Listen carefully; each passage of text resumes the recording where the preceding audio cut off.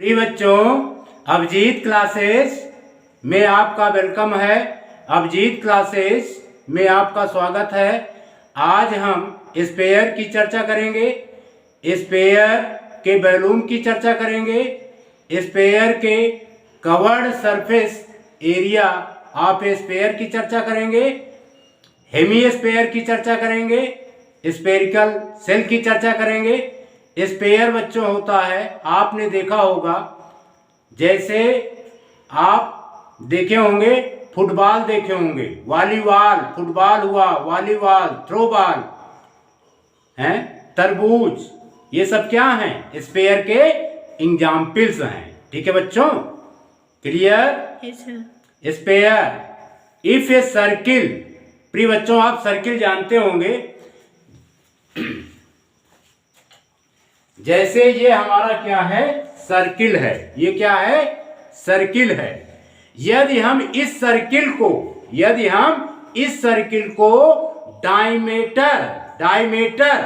Diameter के about इसको हम रोटेट कराएं, क्या कराएं बच्चों? रोटेट कराएं, तो स्पेयर जनरेट होता है। क्या जनरेट होता है? स्पेयर, यानी गोला उत्पन्न होता है। ठीक है? देखिए हम इसको जो है रोटेट करा रहे हैं। ये देखिए ध्यान से, यहां पर क्या बन रहा है? ये हैं, क्या बन रहा है? ये स्पेयर में कन्वर्ट हो रहा है। देखिए स्पेयर में कन्वर्ट हो रहा है कि नहीं कन्वर्ट हो रहा है? ठीक है, तो स्पेयर की डिफिनीशन हुई बच्चों, if a circle is revolved about any of its diameter, ये हेलो स्पेयर इज जनरेटेड। पुनः repeat, if a circle is revolved about any of its diameter, ये हेलो स्पेयर इज जनरेटेड। यदि किसी वृत्त को उसके किसी भी व्यास के चारों ओर मूव कराया जाए, चारों ओर घुमाया जाए, तो एक खोखला गोला उत्पन्न होता है। प्रिय बच्चों, तो जो गोला उत्पन्न होता है, जो गोला जनरेट होता है, जो स्पेयर जनरेट होता है, ठीक है, घूमते हुए सर्किल के सेंटर को स्पेयर का सेंटर कहा जाता है। The centre of the circle revolved is called the center of a sphere. The center of the circle revolved is called the center of a sphere.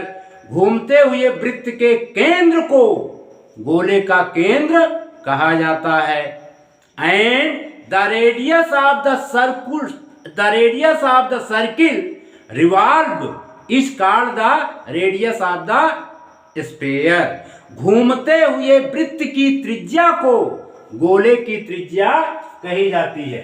प्रिय बच्चों, जैसे हमने यहाँ पे एक बनाया, ये हमारा क्या है? सर्किल है। ये क्या है बच्चों? सर्किल है।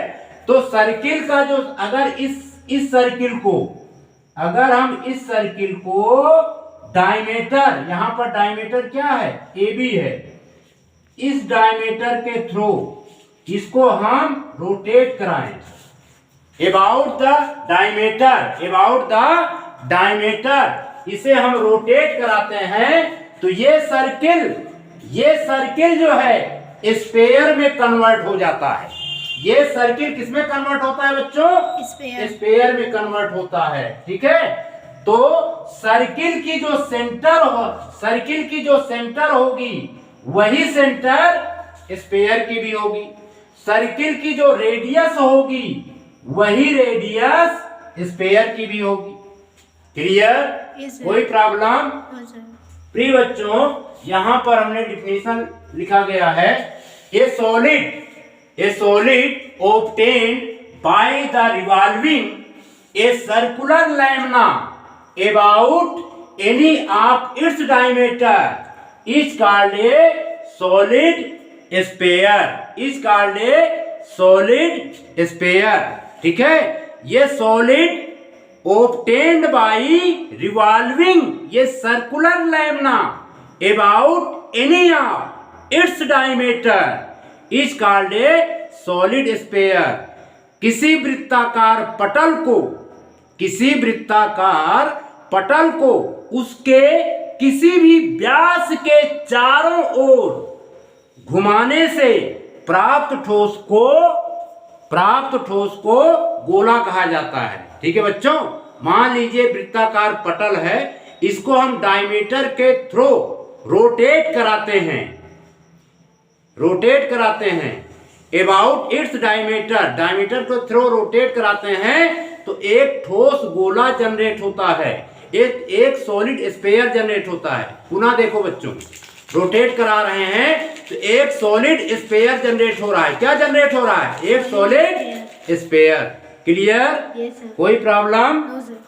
ये इसकी डिफिनीशन है, इसको नोट कीजिए, मिटा दें। Yes sir. प्रिय बच्चों, surface area of a sphere, surface area of sphere को फाइंड करने के लिए बच्चों हम यहाँ पर एक एक्टिविटी करेंगे। ठीक है, एक गतिविधि करेंगे। देखिए, जैसे मान लीजिए कि ये हमारा क्या है? स्फीयर है। ये क्या है बच्चों? स्फीयर है। क्या है ये? स्फीयर। इसको हम बना देते हैं।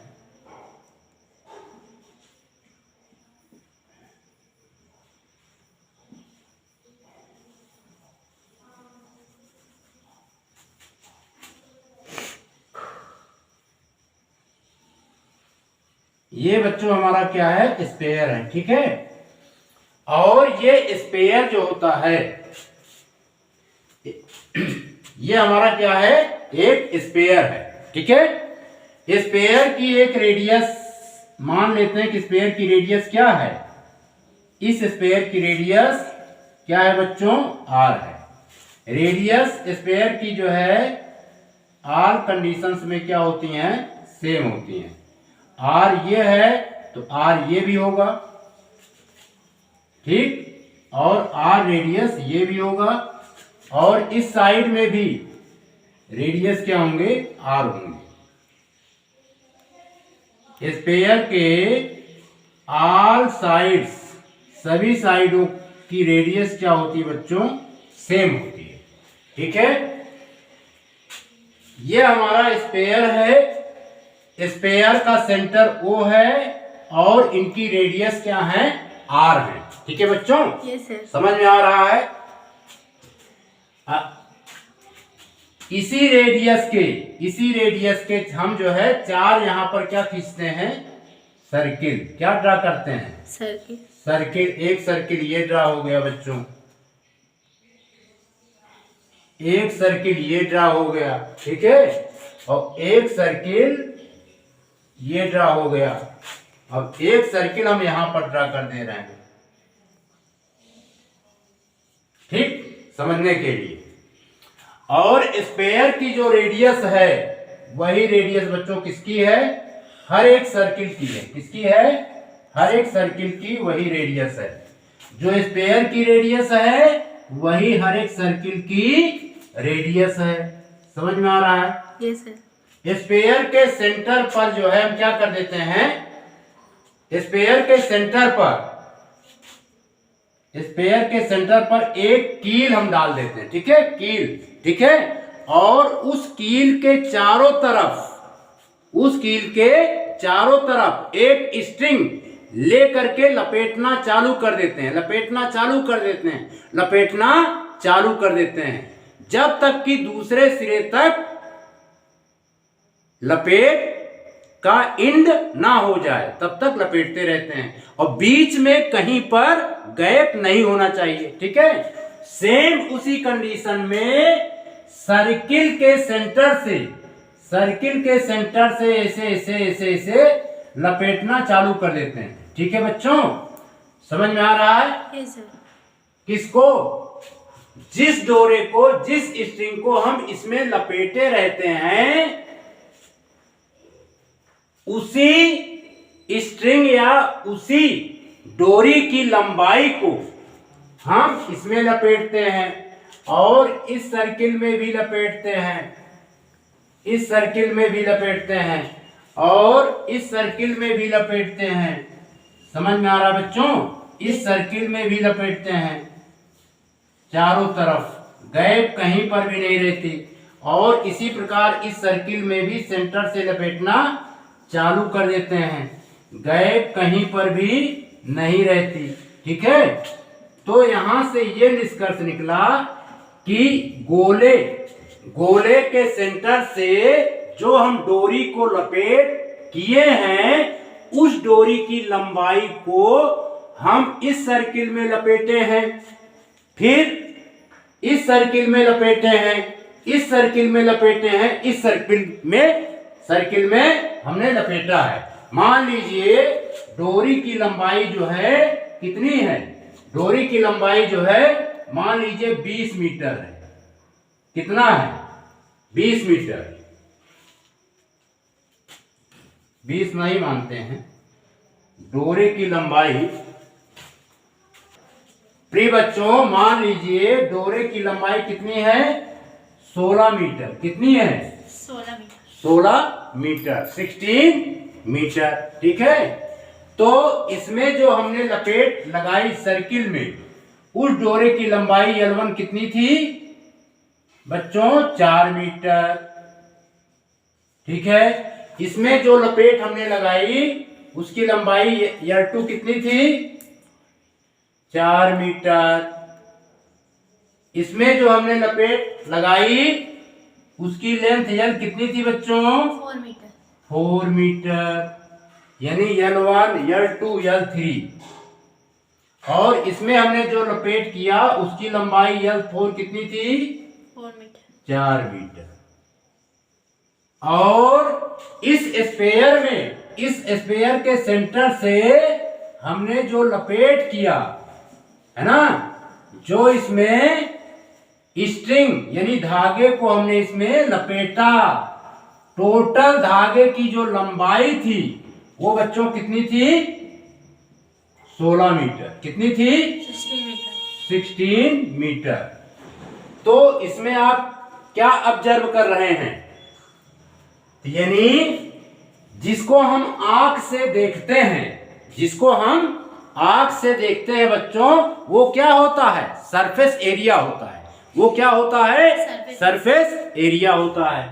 क्योंकि इस स्पेयर में, इस गोले में जो धागों की हमने लपेट की है उसकी लंबाई 16 मीटर है और उसी धागे को निकाल करके जब हम इस प्रकार के 4 गोलों में लपेट किया तो प्रत्येक गोले में लपेट की लंबाई 4 मीटर, 4 मीटर, 4 मीटर, 4 मीटर आ रही है।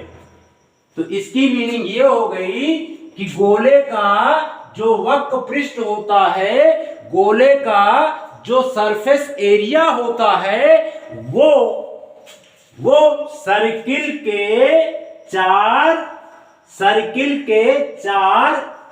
चार एरिया के बराबर होता है।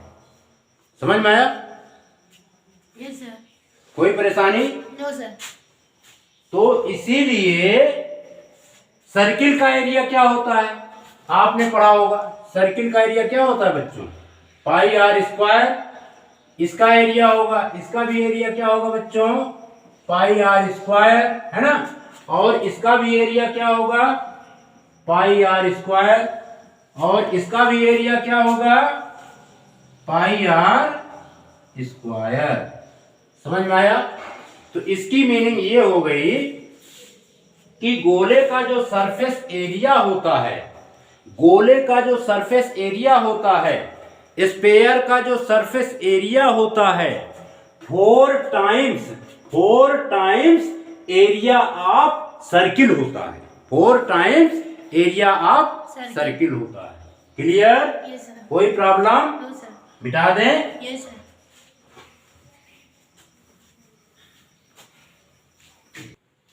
प्रिय बच्चों, इस प्रकार the surface area of a sphere equal to area of regions of 4 circles of same radius. यानी स्पेयर की जो रेडियस है वही, मान लीजिए ये स्पेयर है हमारा, ये क्या है बच्चों, स्पेयर है, ठीक है। इस स्पेयर की रेडियस यदि r है, क्या है, r है, तो ये जो स्पेयर जनरेट हो रहा है 4 यानी सेम रेडियस की, क्या, सेम रेडियस के 4 सर्किल, क्या बच्चों, सेम रेडियस के 4 सर्किल, 1 मान लेते हैं, ये 2, ये 3 और ये 4। यानी स्पेयर की जो रेडियस है वही प्रत्येक सर्किल की रेडियस है, ठीक है, समझ में आ रहा है। Yes. स्पेयर की जो रेडियस है वही प्रत्येक सर्किल की रेडियस है। ईच यानी इसकी अगर रेडियस 2 सेंटीमीटर है, यदि स्पेयर की रेडियस 2 सेंटीमीटर है तो प्रत्येक सर्किल की रेडियस भी कितने होंगे बच्चों, 2 सेंटीमीटर। समझ में आ रहा है। Yes, sir. इसीलिए यहाँ पर लिखा है the surface area of a sphere equal to area of regions of 4 circles of the same radius. यानी गोले का पृष्ठीय क्षेत्रफल, the surface area of a sphere, गोले का पृष्ठीय क्षेत्रफल समान त्रिज्या के 4 वृत्तों के क्षेत्रफल के बराबर होता है। Clear. Yes, sir. thus if r units is the radius of a sphere, ये जो स्पेयर है, इस स्पेयर की रेडियस यदि r यूनिट है, तब surface area of a sphere equal to 4 into area of regions of the circle of radius r। इस प्रकार यदि r इकाई गोले की त्रिज्या हो तो गोले की सतह का क्षेत्रफल इक्वल टू 4 इंटू r त्रिज्या वाले वृत्त के क्षेत्रफल के बराबर होगा। ठीक है बच्चों। तो area of circle 4 into pi are square. ठीक है, समझ में आ रहा है। Yes, तो sir. Surface area of a sphere क्या होता है, 4 इंटू पाई आर स्क्वायर। यानी surface area of a square ये हुआ बच्चों, इसको याद कर लीजिएगा। Surface area of a sphere 4 pi are square square units. ठीक है, देखिए स्पेयर का अगर कोई पूछे total surface area 4 pi are square, है ना भाई। सरफेस एरिया इसका एक होता है, लेटरल सरफेस एरिया स्पेयर का 4 पाई आर स्क्वायर ही कहा जाएगा। क्लियर। Yes, sir. कोई प्रॉब्लम? No, sir. इसको नोट कीजिए, मिटा दें। Yes, sir.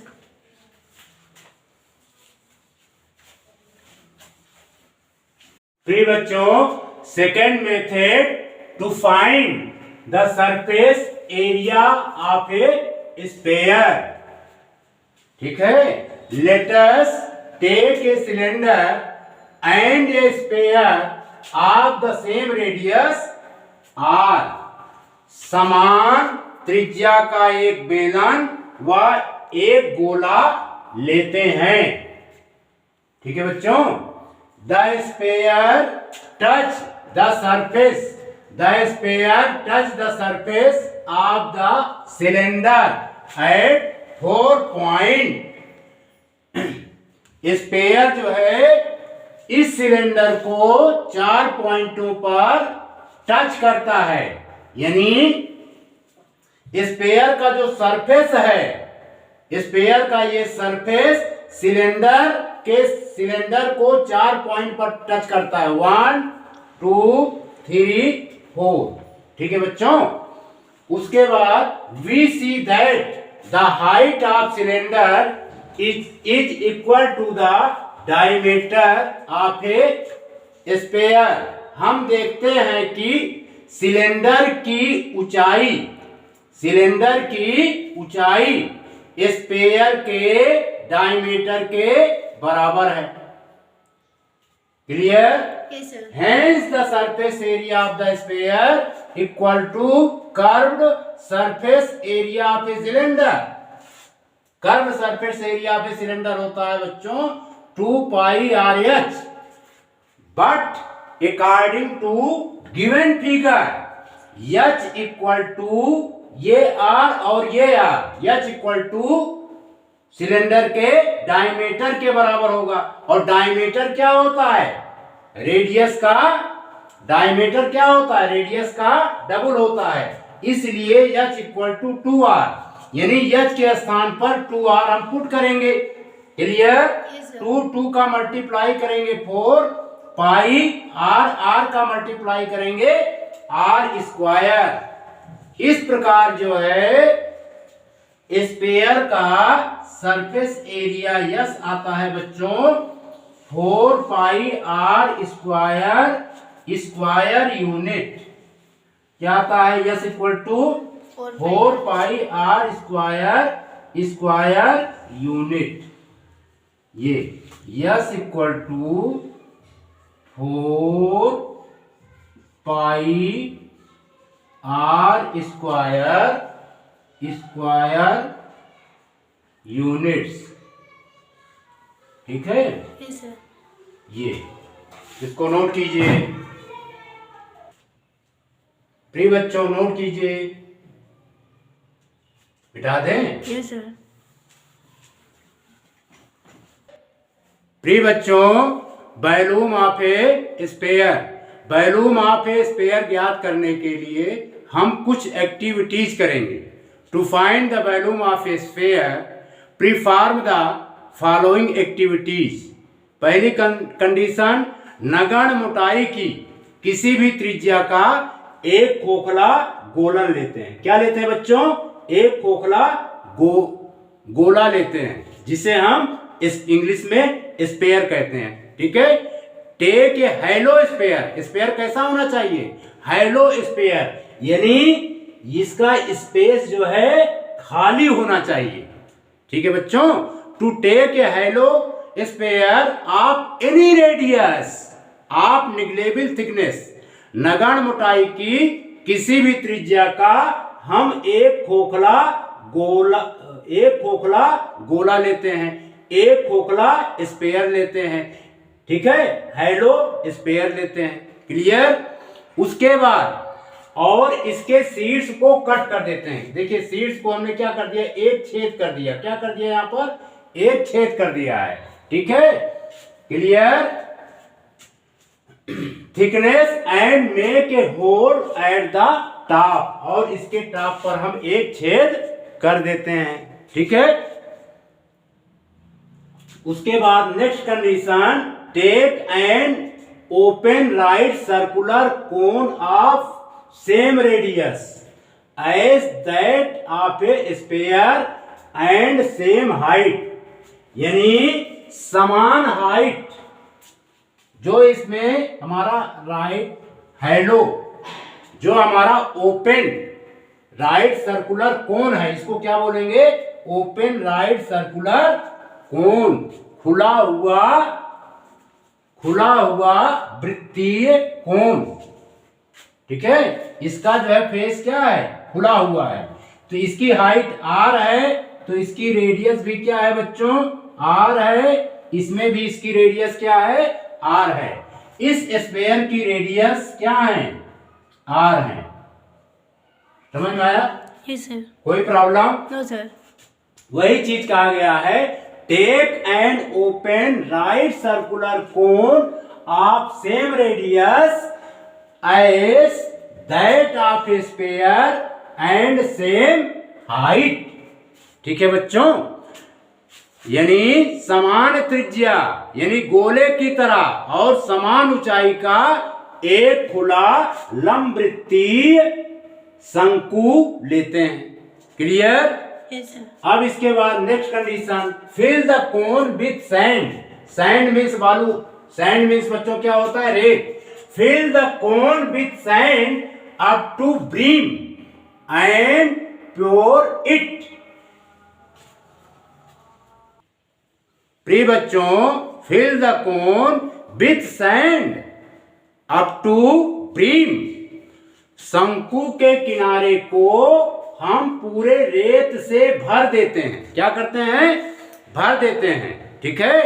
And pour it into the sphere through the hole. छेद के माध्यम से इस स्पेयर में डालते हैं। समझ में आया? Repeat it 4 times. इस प्रकार इसमें 4 बार इस कोन से कोन में रेत भर करके इस स्पेयर में पलट देते हैं। कितनी टाइम्स बच्चों? 4 टाइम्स। समझ में आया? Yes, sir. Repeat it 4 times. इसे 4 बार हम रिपीट करते हैं। Repeat it 4 times. We observe that it need for full throwing of sand from the cone into the sphere to fill it exactly। यानी हमने देखा कि इसे ठीक से भरने के लिए शंकु से गोले में 4 बार पूरी तरह रेत डालने की आवश्यकता है। क्लियर? Yes, sir. तो यानी कहने का मतलब यह है, अभी इसमें जो लिखा था हमने वो समझाया। प्रिय बच्चों, समान रेडियस और समान हाइट का कोन लीजिए, उसी रेडियस का स्पेयर लीजिए और कोन में सैंड डालिए, रेत से भर दीजिए।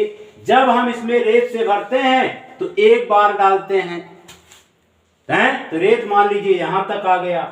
फिर इसमें हम रेत भरते हैं, दोबारा डालते हैं तो रेत यहां तक आ गया। फिर इसमें रेत भरते हैं, फिर इसमें सैंड भरते हैं। किसमें? कोन में। इसमें पलट देते हैं इस होल के माध्यम से, तो रेत का वॉल्यूम यहां तक आ गया। ठीक है। फिर इसमें रेत डालते हैं चौथी बार हम इसमें जब रेत डालते हैं फिर पलट देते हैं, तो ये स्पेयर जो है कंप्लीटली सैंड से, कंप्लीटली रेत से भर जाता है। तो इसकी मीनिंग क्या हुई? इसकी मीनिंग क्या हुई बच्चों?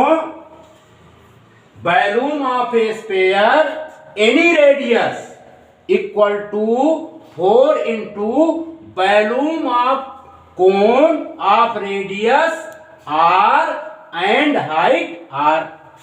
यानी इसकी मीनिंग हो गई volume of a sphere equal to 4 into volume of cone with the same radius and same height. Understood this topic? Yes, sir. कोई प्रॉब्लम?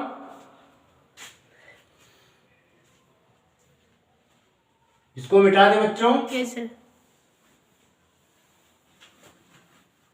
प्रिय बच्चों, इट फॉलोज दैट, यह इस प्रकार है कि volume of a sphere of any radius equal to 4 into volume of cone of same radius and same height.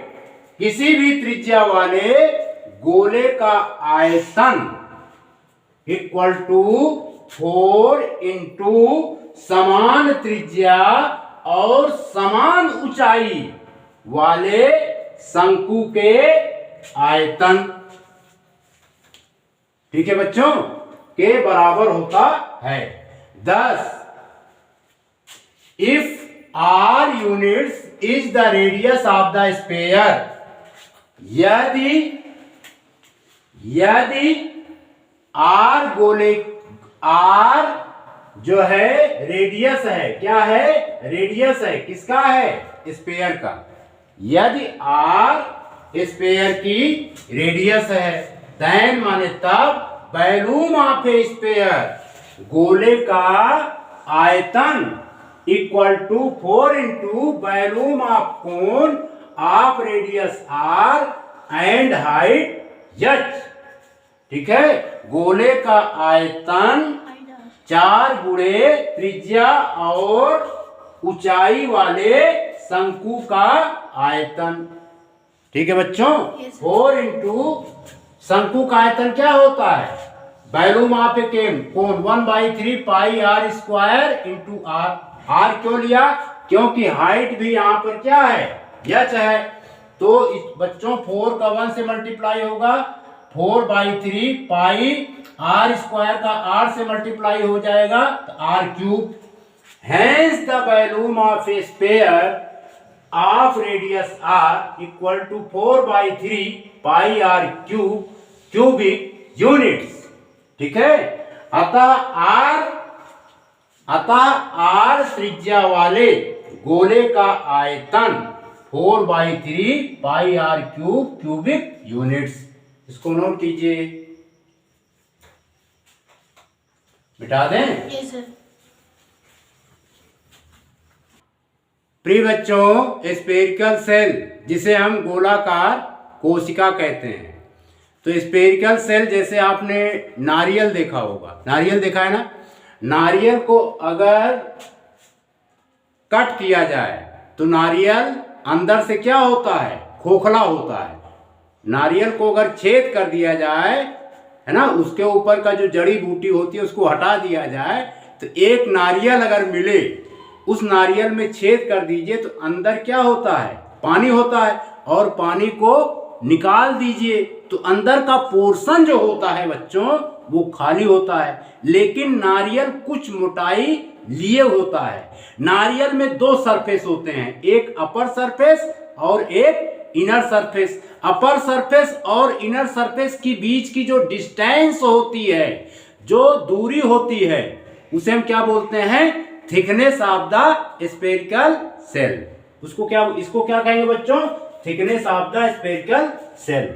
समझ में आ रहा है? Yes sir. तो स्फेरिकल सेल एक प्रकार का आप कह सकते हैं कि हैलो स्फेयर होता है। क्या होता है बच्चों, हैलो स्फेयर होता है। ठीक है, the solids included between 2 concentric sphere is called a spherical cell.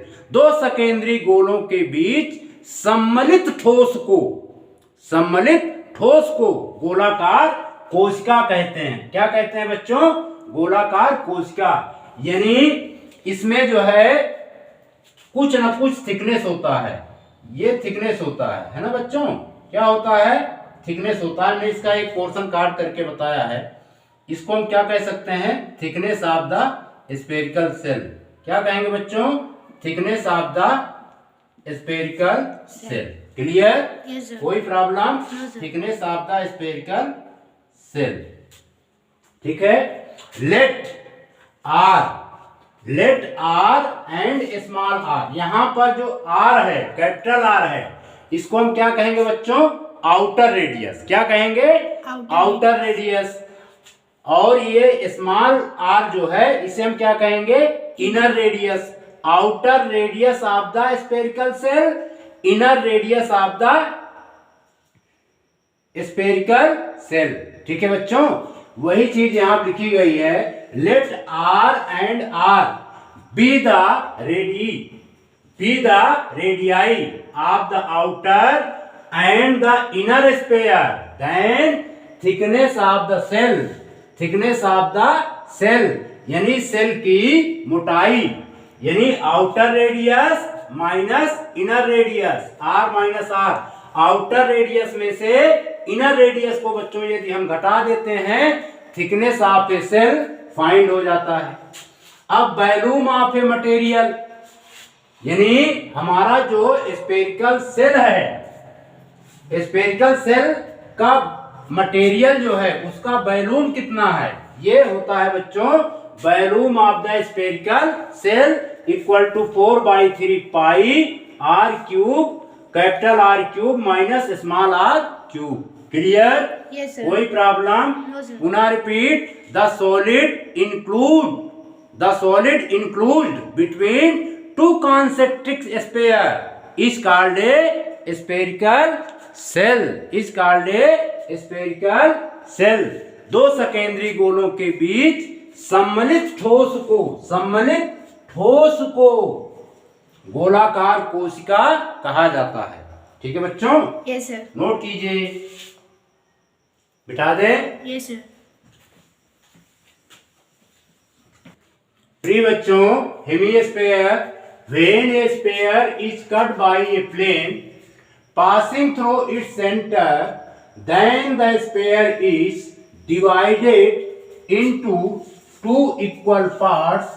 Each part is called a hemisphere. ठीक है बच्चों, जब एक गोले को उसके केंद्र से होकर गुजरने वाले समतल द्वारा दो बराबर भागों में काटा जाता है। Each part is called A hemisphere. प्रत्येक पार्ट को हम हेमिस्फीयर कहते हैं या प्रत्येक पार्ट को हम गोलार्ध कह सकते हैं। ठीक है बच्चों, देखिए मान लीजिए ये हमारा क्या है, एक स्फीयर है। ये बच्चों क्या है, एक स्फीयर है। ठीक है, यदि हम इस स्फीयर को किसी समतल के द्वारा दो पार्ट में डिवाइड कर दें, समझ में आ रहा है? Yes sir. तो ये दो इक्वल पार्ट में डिवाइड हो जाते हैं।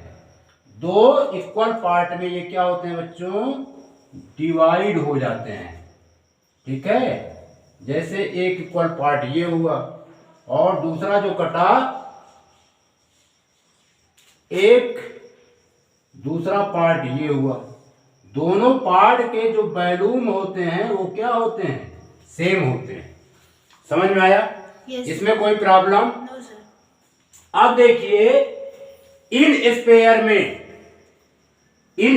में जिसको बच्चों हम क्या कर रहे हैं, इस तरह कर रहे हैं, इसे क्या बोलते हैं, कवर्ड सरफेस। क्या बोलते हैं, कवर्ड सरफेस, है ना। और ये जिसको हमने, और ये जो स्पेयर के शेप में है और जो ये स्पेरिकल शेप में है, ठीक है, इसको हम क्या बोलते हैं, फ्लैट सरफेस। क्या बोलते हैं, फ्लैट सरफेस। इसको बच्चों कहते हैं कवर्ड सरफेस। कवर्ड सरफेस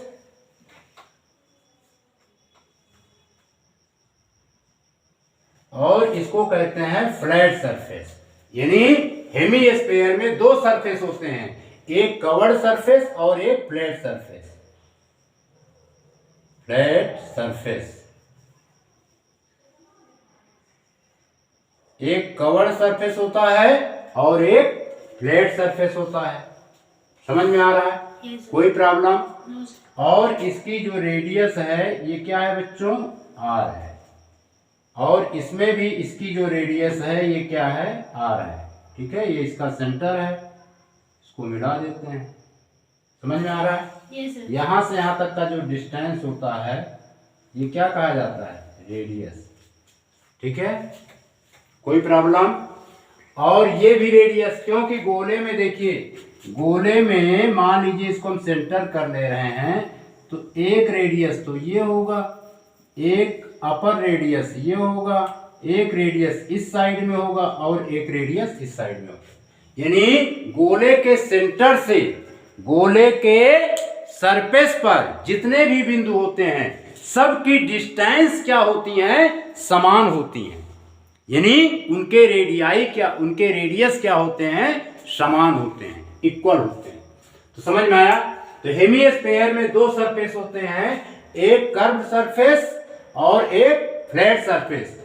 इसलिए हेमिस्फीयर के दो एरिया भी होते हैं, एक होता है कर्व्ड सरफेस एरिया और दूसरा होता है बच्चों टोटल सरफेस एरिया। ठीक है, एक कर्व सरफेस एरिया होता है और दूसरा क्या होता है, टोटल सरफेस एरिया, है ना। कर्व सरफेस एरिया और टोटल सरफेस एरिया। और टोटल सरफेस एरिया में कर्व सरफेस एरिया शामिल होता है, ठीक है। और area of circular base, area of a circular base भी शामिल होता है। समझ में आया? Yes sir. यानी फ्लैट सरफेस का एरिया शामिल होता है, ठीक है। Area of a circular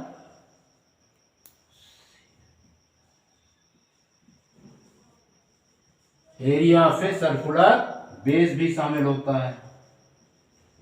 clear? Yes sir. कोई परेशानी? ठीक है।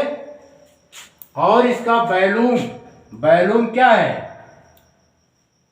वॉल्यूम यानी 4/3 पाई आर क्यूब। आपने पढ़ा है, इसको 2 से डिवाइड कर दीजिए। जब 2 से डिवाइड कर दोगे तो इसका वॉल्यूम आ जाएगा क्या बच्चों? 2/3 pi r cube. 2/3 pi r cube. Clear? Yes sir. Curved surface area यानी 4 pi are square, 4 pi are square को 2 से डिवाइड कर दीजिए तो curved surface area 2 pi are square आ जाएगा, ठीक है। अब टोटल सरफेस एरिया कैसे निकलेगा? कर्व्ड सरफेस एरिया में, कर्व्ड सरफेस एरिया क्या होता है? कर्व्ड सरफेस एरिया क्या होगा बच्चों? 2 पाई आर स्क्वायर, है ना। और एरिया ऑफ सर्कुलर बेस, ये हमारा चूंकि सर्किल के आकार का है, किसके आकार का है?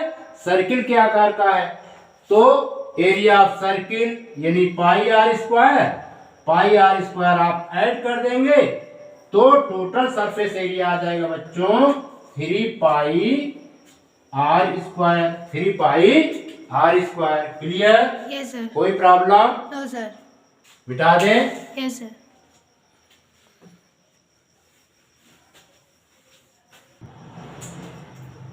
प्रिय बच्चों, let r be the radius of a hemisphere, then curve surface area equal to 1/2 surface area of a sphere, surface area of a sphere, ठीक है। ये यहां पर वैल्यू पुट करेंगे 1/2 surface area of a sphere होता है बच्चों 4 pi are square, ये डिवाइड हो जाएगा 2 1 जा 2, 2 2 जा 4 यानी 2 pi are square, 2 pi are square. यानी कर्व सरफेस एरिया में क्या फाइंड किया बच्चों? 2 पाई आर स्क्वायर, यानी curved surface area equal to 2 pi are square, ठीक है। 2 pi are square, square units, square units. Clear? Yes sir. इसको note कीजिए, मिटा दें? Yes sir.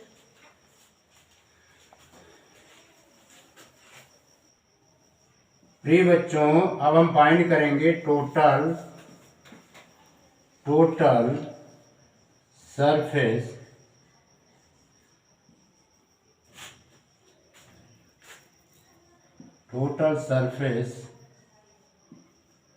Area of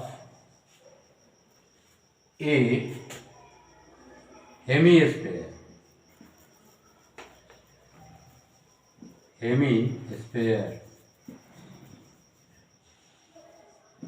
total surface area of a hemisphere. तो ये क्या होता है बच्चों? Curved surface area, curved surface area plus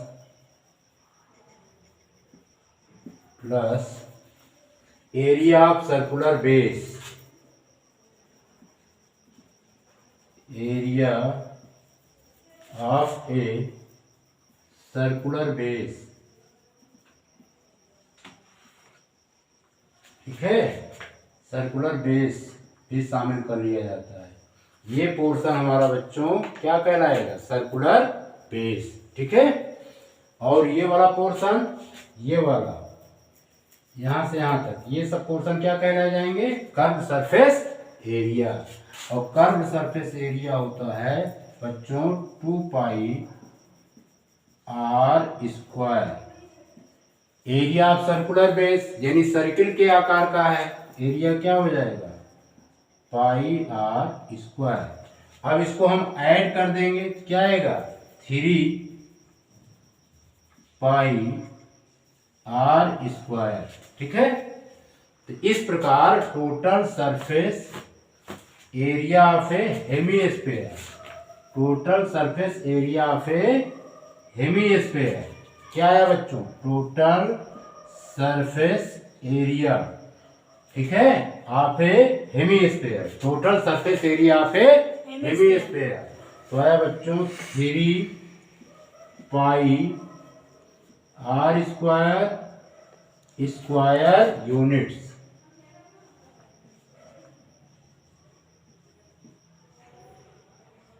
ठीक है। इसको नोट कीजिए, मिटा दें। Yes sir. बच्चों next volume of a hemisphere, volume of a hemisphere.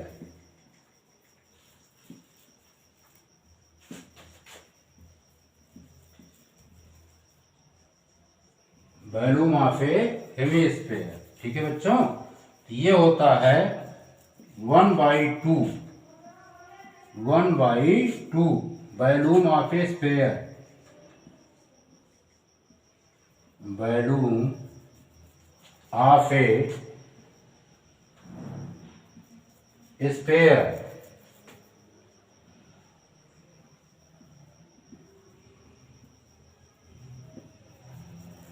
ठीक है। तो वॉल्यूम ऑफ ए स्फीयर क्या होता है? 4/3 पाई आर क्यूब। ठीक है। अब इसमें 2 1 जा 2, 2 2 जा 4, ये कैंसिल हो जाएगा तो आ जाएगा 2/3 pi r cube, 2/3 pi r cube. ठीक है। Cubic units. Clear? Yes sir. इसको ब्रैकेट में लिख देते हैं, वॉल्यूम ऑफ ए स्फीयर को V इक्वल टू आ जाएगा volume of a hemisphere, volume of a hemisphere V equal to 2/3 pi r cube, cubic units. ठीक है बच्चों। Yes sir. इसको नोट कीजिए।